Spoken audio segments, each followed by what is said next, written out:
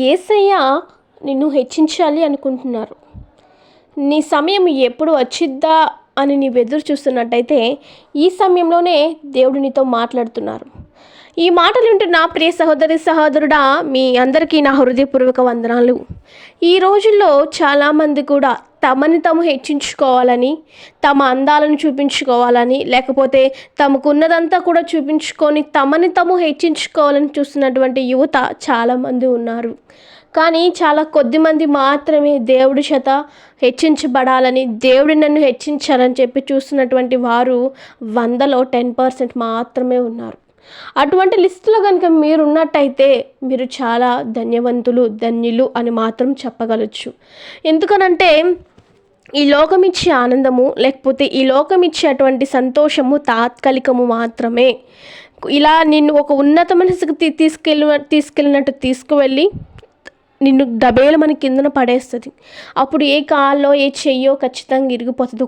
ఒక పైకి ఒక కొబ్బరి చెట్టు పైకి ఎక్కినాక అది కిందకి ఒకవేళ తోసేస్తే అప్పుడు ఎంతో బలమైన గాయాలు, ఎంతో హృదయకరమైనటువంటి గాయాలు తగులుతూ ఉంటాయి. అదేవిధంగా ఈ లోకం ఇచ్చే ఆనందాలు కానీ, ఈ లోకం ఇచ్చేటువంటి హెచ్చింపు కానీ మన హృదయాలను గాయపరుస్తుంది. అంతే ఇదిగా కిందకు కూడా వచ్చేస్తాం.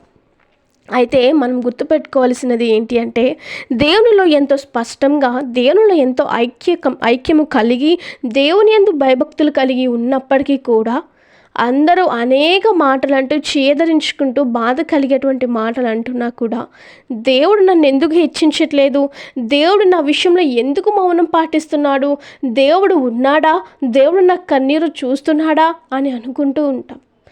ఈ మాటలు వింటున్న సహోదరి, నువ్వు గుర్తుపెట్టుకోవాల్సింది ఏంటంటే, నిన్న నేడు నిరంతరము ఏకరీతిగా ఉన్న దేవుడు నీ కన్నీరు చూస్తున్నాడు. నీ కన్నీటికి ప్రతిఫలం ఇస్తారు, కానీ దానికి సమయం ఉంది.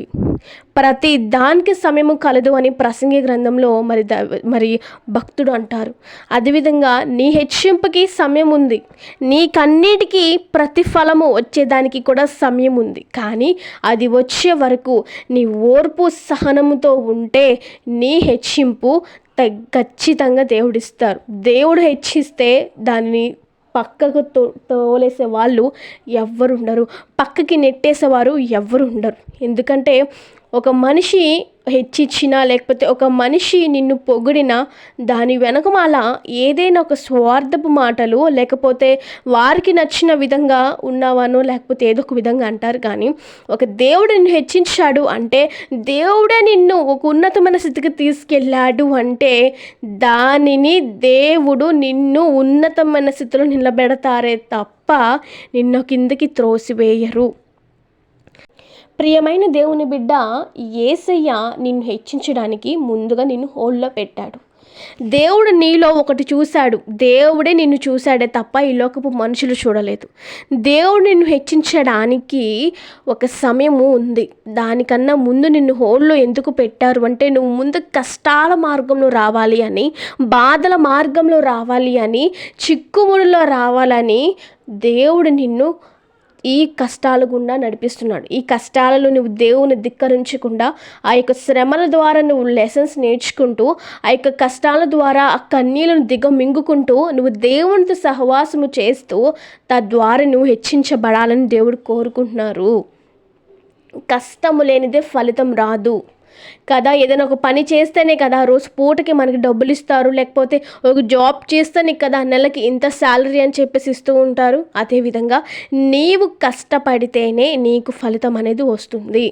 నీ విశ్వాసానికి తగిన ప్రతిఫలము రావాలి అన్నా, నీ నిందలకు తగిన ప్రతిఫలము రావాలి అన్నా, నీవు కారుస్తున్న కన్నీరుకు తగిన ప్రతిఫలము నీకు రావాలి అన్నా నీవు ఎదురు చూడాలి.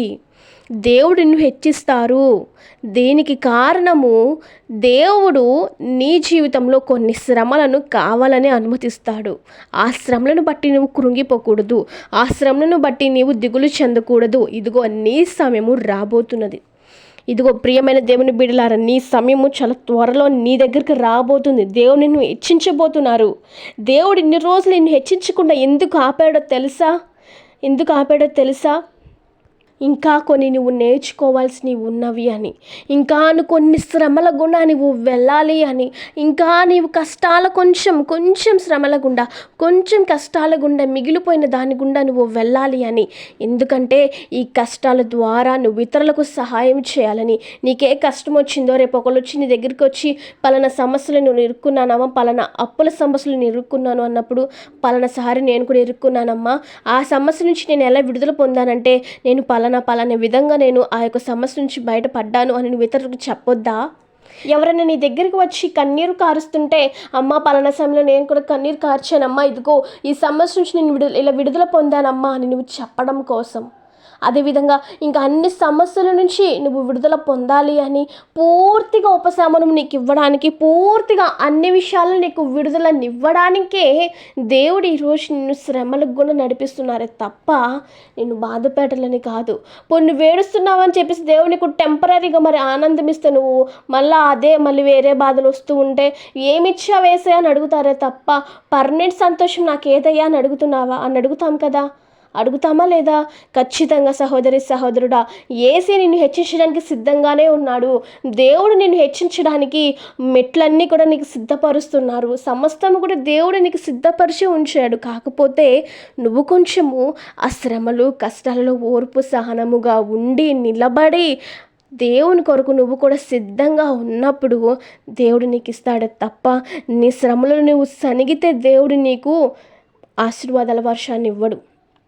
సనగకుండా దేవునికి అబ్రహాము గారులాగా విధేయులై, యేసేపు గారులాగా విధేయులై, భక్తుల వలె దేవునికి విధేయులై నీవు ఉన్నప్పుడు ఖచ్చితంగా దేవుడు ఆశీర్వదిస్తారు. ఈ కష్టాలన్నీ నాకెందుకు, నేను దేవునిలోనే ఉండను అనుకున్నావు అనుకో, యోనా గారులాగా అయిపోతారు. ప్రియమైన దేవుని బిడ్డలారా, దేవుడు చాలా గొప్ప దేవుడు. ఈ లోకంలో ఏ తల్లో ఏ తండ్రో ఏ స్నేహితుడు ఎవరు నిన్ను హెచ్చిస్తే కిందకి త్రోసి వేస్తారు, కానీ దేవుడు నిన్ను త్రోసివేసే దేవుడు ఎంత మాత్రము కానే కాదు. దేవుడు నిన్ను హెచ్చించబోతున్నాడు. దేవుడు నిన్ను ఒక ఉన్నతమైన స్థితికి తీసుకువెళతాడు. కాబట్టి నువ్వు భయపడకుండా, అధైర్యము పడకుండా నిలబడు. ఎప్పుడు నీ సమయం వస్తుందా అని ఎదురు చూస్తున్నావు కదా, సమయము రాబోతున్నది. సమయము అతి దగ్గరలో, అతి చేరువలో నిన్ను కలుసుకోబోతుంది. నీ సమయం నీ దగ్గరికే వచ్చింది. కాలం నీతోనే ఉంటుంది. కాలమే ప్రతి దానికి కూడా సమాధానం చెప్తుందని పెద్దలు అంటూ ఉంటారు కదా, అది నిజమే. నీ కాలం, నీ సమయం నీ దగ్గరికి రాబోతుంది. నిన్ను ఎవరైతే నోరెత్తి నిన్ను బాధ పెట్టారో, నిన్ను బాధ కలిగించే మాటలు మాట్లాడారో వాళ్ళ నోరులు దేవుడు ముయించబోతున్నాడు. కాబట్టి భయపడకుండా ధైర్యంగా ముందుకు కొనసాగు, విశ్వాసంతో ముందుకు వెళ్ళు. దేవుడిని హెచ్చించి అనేక మందికి దీవెనకరంగా యేసు నిన్ను వాడుకొని అనేక మందికి దీవెనకరంగా నిన్ను దేవుడు నిలబెడతాడు. మీ అందరికీ నా హృదయపూర్వక వందనాలు. ఈ మాటలను విన్నటువంటి మీ అందరు కూడా మీ మాటలను మీ యొక్క హృదయంలో బదిలపరుచుకొని ప్రతిరోజు దేవునితో అనుదినము కూడా ప్రార్థన చేసుకొని దేవునితో సహవాసం చేసుకోండి. దేవుడు మిమ్మును మీ కుటుంబాలను బహుగా దీవించి ఆశీర్వదించును గాక.